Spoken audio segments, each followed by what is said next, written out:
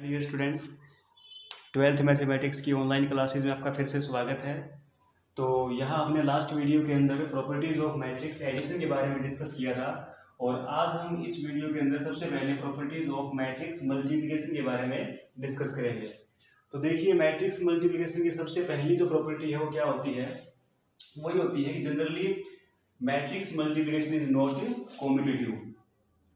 जैसा कि हमने लास्ट वीडियो में पढ़ा था कि matrix addition is always competitive, यानी वहां a plus B equal to B plus A आता है। लेकिन मैट्रिक्स जो मल्टीप्लिकेशन है उसके अंदर ये जरूरी नहीं है कि वो ऑलवेज क्या हो, कॉम्पिटिटिव हो भी सकता है, बट कब होगा वो कुछ स्पेशल केसेस के अंदर।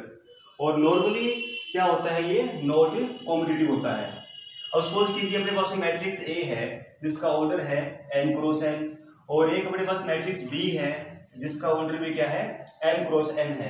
तो इस केस के अंदर हम उनका product A B and B A find कर सकते हैं इजीली, लेकिन ये जरूरी नहीं है कि always A B equal to क्या है, बी ए आए। लेकिन सम केसेस हैं जो हम आगे एग्जांपल या क्वेश्चन के अंदर डिस्कस करेंगे कि जिनके अंदर क्या होता है, A B equal to B A आ सकता है। लेकिन आपको सबसे पहले यही आपको ध्यान रखना है कि मैट्रिक्स जो मल्टीप्लिकेशन है वो जनरली क्या होता है, नॉट कॉम्पिटिटिव। इसका मीनिंग ये हो गया कि जो ए बी है वो नॉट इक्वल टू क्या होता है, मोस्टली बी ए होता है। तो सबसे पहले आपकी प्रॉपर्टी यही है कि generally matrix multiplication is not competitive, but सब केस के अंदर ये कॉम्पिटिटिव हो सकता है। अब देखिए इसकी सेकंड प्रॉपर्टीज के बारे में डिस्कस करते हैं। अब देखिए सेकंड प्रॉपर्टी आती है एसोसिएटिविटी।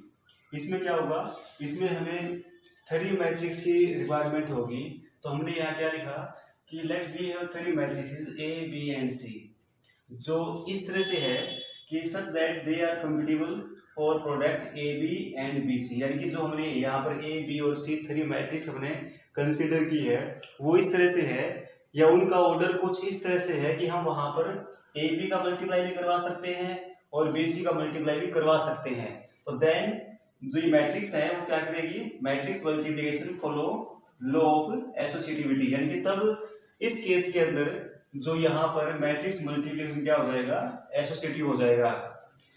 जैसे A B C equal to A into क्या होगा, बी सी। यानी कि पहले यहाँ पे ए बी का मल्टीप्लाई करवाएंगे, इनका जो रिजल्ट आएगा उसका सी के साथ मल्टीप्लाई करवाएंगे, और किसके इक्वल होगा, हमेशा बी और सी का मल्टीप्लाई करवाएंगे, इनका जो रिजल्ट आएगा उसका ए से मल्टीप्लाई करवाएंगे।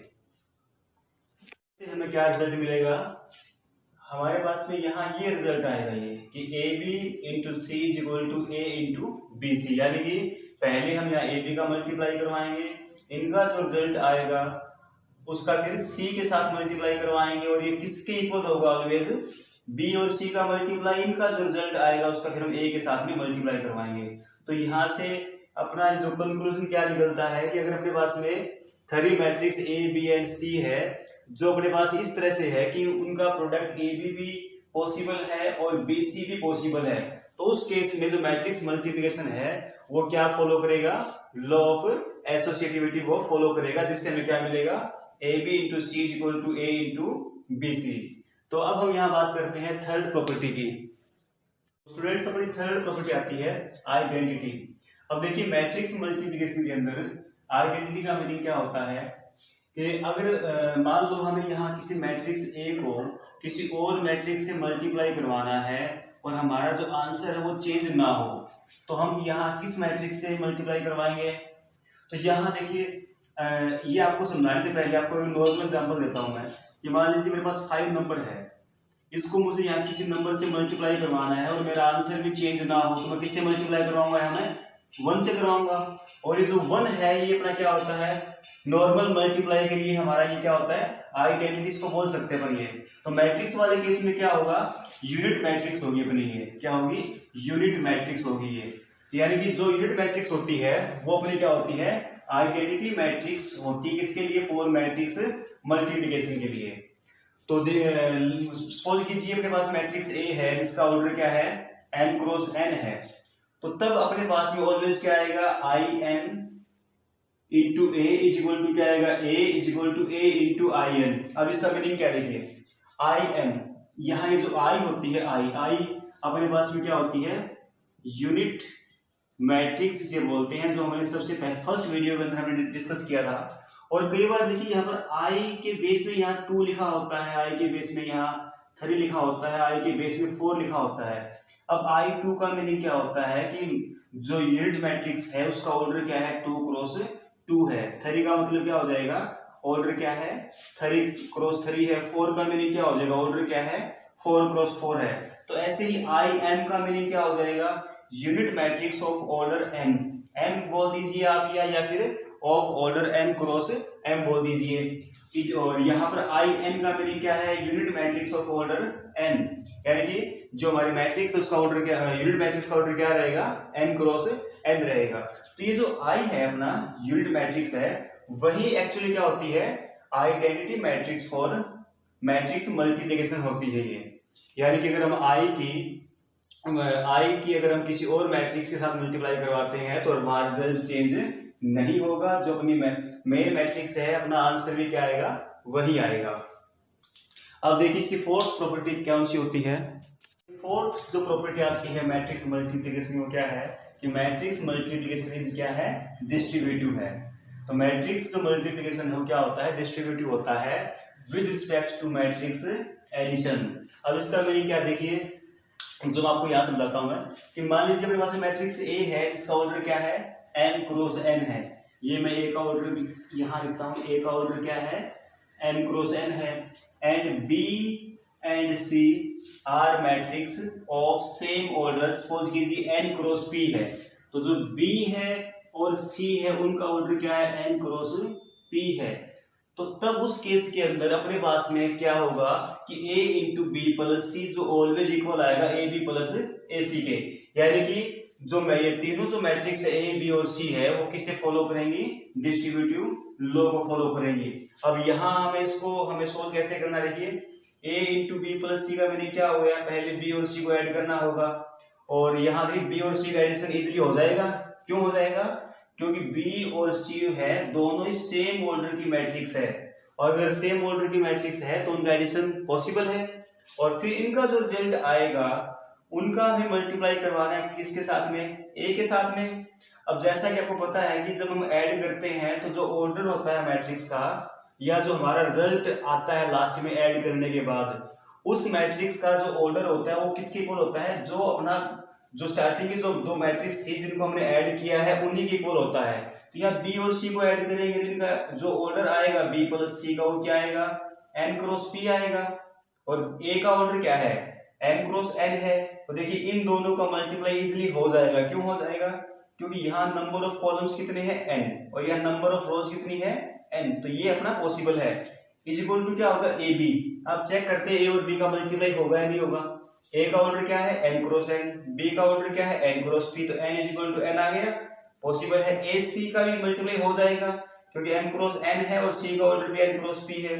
और जब हम इनको ऐड करेंगे तो इनका जो रिजल्ट है वो किसके इक्वल आएगा, A इंटू बी प्लस सी के इक्वल आएगा। तो यानी कि मैट्रिक्स जो मल्टीप्लिकेशन है वो क्या होता है, डिस्ट्रीब्यूटिव होता है। अब देखिए यहाँ पहले हमने पढ़ा था मैट्रिक्स कॉम्यूटेटिव, उसके बाद पढ़ा हमने एसोसिएटिव, फिर आइडेंटिटी पढ़ा हमने, अब पढ़ा हमने डिस्ट्रीब्यूटिव। इन चारों में क्या है, कुछ कंडीशंस के साथ में ये इन लोगों को फॉलो करते हैं। अगर यहाँ तीनों मैट्रिक्स कुछ ऐसी है ए बी सी कि इनके अंदर मान लीजिए इनका एडिशन ही पॉसिबल नहीं है या यहाँ मल्टीप्लाई इनका पॉसिबल नहीं है, तो फिर ये इस लॉ को फॉलो नहीं करेंगे। तो यहाँ कुछ कंडीशंस हैं जो मैं आपको यहाँ बताई सभी के लिए। उन कंडीशन को अगर ये मैट्रिक्स फॉलो करती है तो वो इन लॉ को फॉलो करेगी, अदरवाइज फॉलो नहीं करेंगी। तो स्टूडेंट्स यहाँ अपना नेक्स्ट जो टॉपिक है, एक छोटा सा टॉपिक है ये बट काफी इंपॉर्टेंट है, जो क्या है, positive integral power of matrix multiplication. इसका मीनिंग क्या, देखिए ये इंपॉर्टेंट है। इस चैप्टर के अंदर जब हम क्वेश्चन सॉल्व करेंगे तब हमें इसकी रिक्वायरमेंट होगी। अब देखिए मान लीजिए मेरे पास में कोई ए मैट्रिक्स है जो किस टाइप की है, ए स्क्वायर मैट्रिक्स है, ए स्क्वायर मैट्रिक्स है। तो अगर मान लीजिए फिर आपको ए स्क्वायर की वैल्यू निकालनी आ जाए, ए क्यूब की वैल्यू निकालनी आ जाए, ए पावर 4 की वैल्यू निकालनी आ जाए, हालांकि पावर 4 तक की वैल्यू आपके यहाँ नहीं आएगी 12th क्लास में, ए स्क्वायर और ए क्यूब तक की वैल्यू निकालनी आती है। तो इस केस में हम यहाँ ए स्क्वायर हम कैसे निकालेंगे, ए स्क्वायर निकालने के लिए हम क्या करेंगे, ए डॉट ए करेंगे। यानी कि जो हमें मैट्रिक्स ए गिवन है उसी मैट्रिक्स का यहाँ 2 बार लिखेंगे और आपस में इनका मल्टीप्लाई करवा देंगे। बट कंडीशन क्या है, A must be A square matrix. अगर ए स्क्वायर मैट्रिक्स नहीं है तो हम ए स्क्वायर नहीं निकाल सकते। अगर ए स्क्वायर मैट्रिक्स है तभी उसी केस में क्या हुआ, ए स्क्वायर एंड ए क्यूब निकलेगा। फॉर एग्जाम्पल मान लीजिए ए जो मैट्रिक्स उसका ऑर्डर है 2 क्रॉस 3 और हमें निकालना है ए स्क्वायर, तो क्या करेंगे, यहाँ मैट्रिक्स ए आएगी, इसके इनटू के अंदर मैट्रिक्स ए आएगी। ए का ऑर्डर क्या है 2 क्रॉस 3 है, यहाँ भी ए का ऑर्डर क्या आएगा 2 क्रॉस 3 आएगा। तो देखिए क्या इन दोनों का मल्टीप्लाई पॉसिबल है। देखिए यहाँ नंबर ऑफ कॉलम्स कितने हैं 3 है, नंबर ऑफ रोज कितनी है 2 है, तो इनका मल्टीप्लाई नहीं होगा। और अगर अपना जो ए है वो स्क्वायर मैट्रिक्स है, मान लीजिए 4 क्रॉस 4 ऑर्डर का है ये, तो यहाँ क्या आएगा, यहाँ अपने पास आएगा 4 क्रॉस 4 आएगा, इंटू में क्या आएगा 4 क्रॉस 4 आएगा, यहाँ 4 इज इक्वल टू 4, तो इनका मल्टीप्लाई हो जाएगा। तो यहाँ positive integral power of matrix multiplication का मीनिंग यही है कि आपको अगर मैट्रिक्स ए गिवन है जो कि एक स्क्वायर मैट्रिक्स है, तो वहां आपको ए स्क्वायर निकालना पूछ सकता है, ए क्यूब निकालना आपसे पूछ सकता है। बट A4 A5 ये तुम्हारे यहाँ इस क्लास की 12th क्लास में नहीं आते, या आगे BSc का जो मैथमेटिक्स है वहां आपके पास में ये वैल्यू हायर पावर निकालने आ सकती है। तो यहाँ आप ए क्यूब तक का देखिए, ए क्यूब हम कैसे निकालेंगे, जो अपना ए स्क्वायर आएगा उसके साथ में आप ए का मल्टीप्लाई करवा दीजिए, या फिर हम क्या करवा देंगे ए इंटू में ए स्क्वायर करवा देंगे। या मैट्रिक्स को 2 बार लिखने का मीनिंग क्या है, देखिए फॉर एग्जांपल मेरे पास में ए मैट्रिक्स ये है 4 3 जिसका ऑर्डर क्या है 2 क्रॉस 2 और मुझे ए स्क्वायर निकालना है, तो मैं कैसे निकालूंगा, इसी मैट्रिक्स को मैं यहाँ 2 टाइम्स राइट करूंगा ऐसे 1 2 4 3 और अब इनका मल्टीप्लाई करवा देंगे, अपने पास में क्या आ जाएगा ए स्क्वायर आ जाएगा। तो यहाँ ये आपके लिए इंपॉर्टेंट है कि ए स्क्वायर कैसे निकालते हैं और ए क्यूब कैसे निकालते हैं।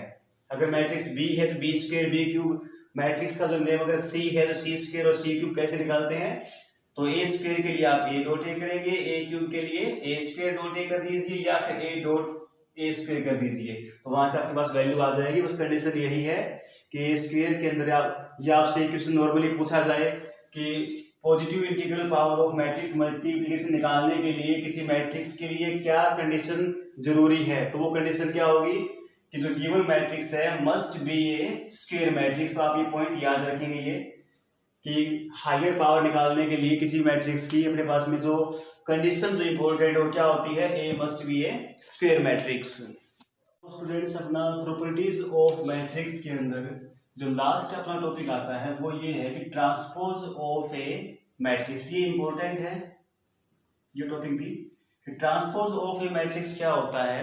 ये देखिए कि let A B A matrix of order n cross n then order n cross m obtained by interchanging rows and columns is called transpose of a matrix। यानी कि यहाँ इसका मीनिंग ये है कि हमें कोई मैट्रिक्स अगर A गिवन है जिसका ऑर्डर क्या है n क्रॉस n है, तो हम उसका ट्रांसपोज कैसे करेंगे या उसका ऑर्डर चेंज कैसे करेंगे। ऑर्डर चेंज करने का मीनिंग ये हो गया ना कि रो को कॉलम बना देंगे और कॉलम को रो बना देंगे, तो वही हमारा क्या होता है ट्रांसपोज ऑफ ए मैट्रिक्स। अब देखिए यहाँ पर रोज कितनी है m है और कॉलम कितने हैं n है।